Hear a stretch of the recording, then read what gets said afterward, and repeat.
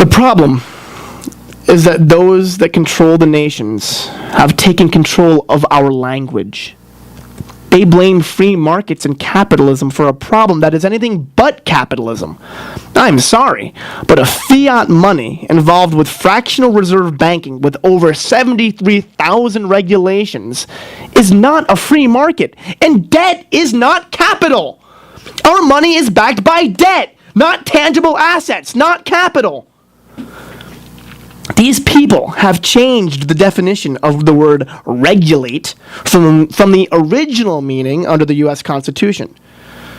Publius, the pen-named author of the Federalist Papers, warned us against over-regulation in Federalist 62, stating, quote, "In another point of view, great injury results from an unstable government. The want of confidence in the public councils damps every useful undertaking, the success and profit of which may depend on a continuance of existing arrangements. What prudent merchant will hazard his fortunes in any new branch of commerce when he knows not, but his plans may be rendered unlawful before they can even be executed? What farmer or manufacturer will lay himself out the encouragement given to any particular cultivation or establishment when he can have no assurance that his preparatory labors and advances will not render him a victim to an inconstant government? In a word, no great improvement or laudable enterprise can go forward which requires the auspices of a steady system of national policy." End quote.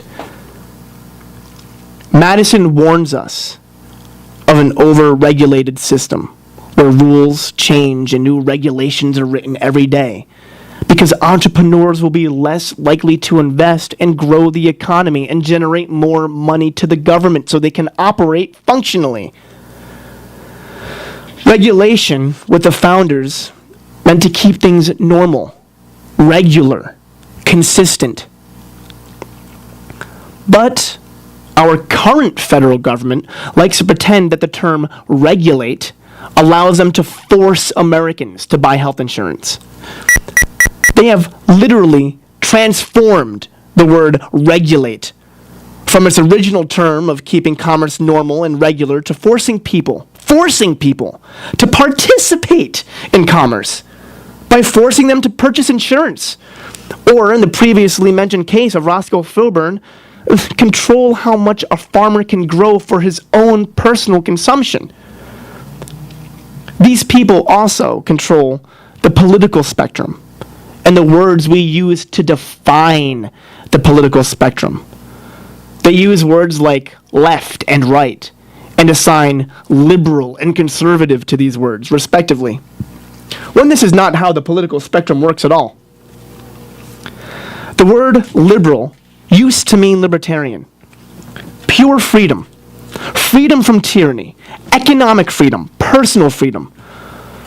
But today it has been hijacked by communist dictators who use it to advance a tyrannical agenda on the personal and economic lives of the people and to spread that tyranny across the world. The word conservative means to preserve the ideas of our founding fathers on small government, entangling alliance with no foreign countries, protecting our civil liberties and our economic freedoms. Today, it has been hijacked by neocons, who are nothing more than communist dictators that want to advance their tyrannical agenda on the personal and economic lives of the people and spread that tyranny across the world.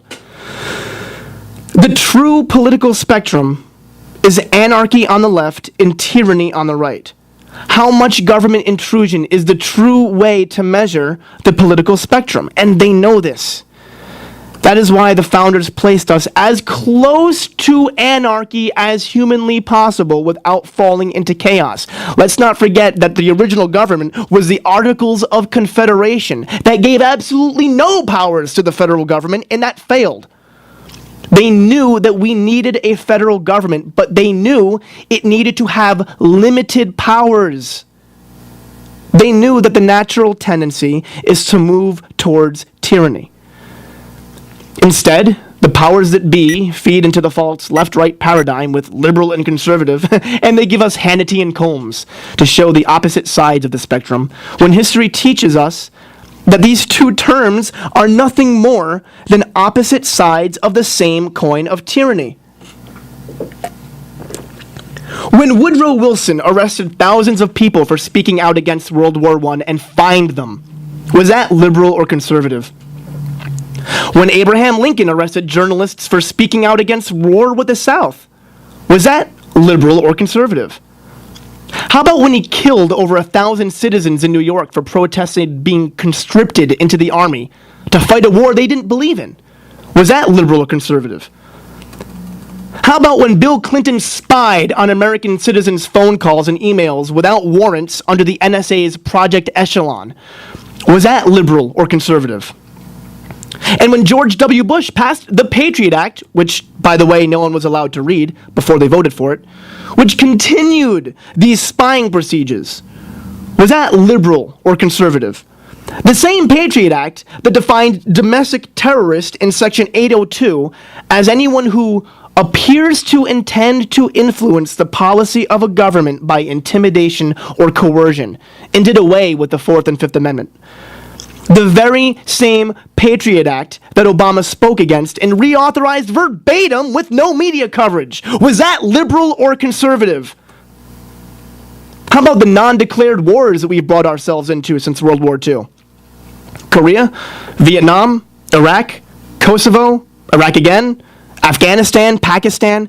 Please, someone tell me which one of these undeclared, unconstitutional, and therefore illegal wars were conservative, and which one of these undeclared, unconstitutional, and illegal wars were liberal. We have to come together and realize that we live in tyranny.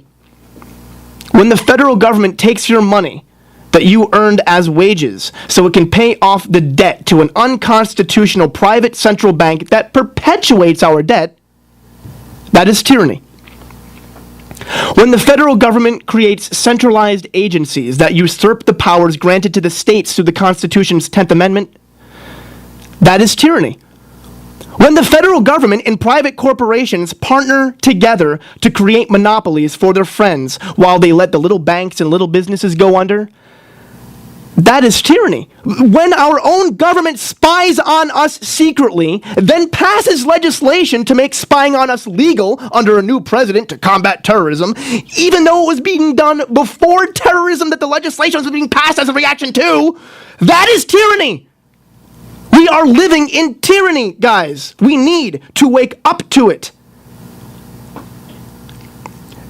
And friends, when the federal government has its troops in over 130 countries with over 900 bases built within them, we are spreading our tyranny overseas.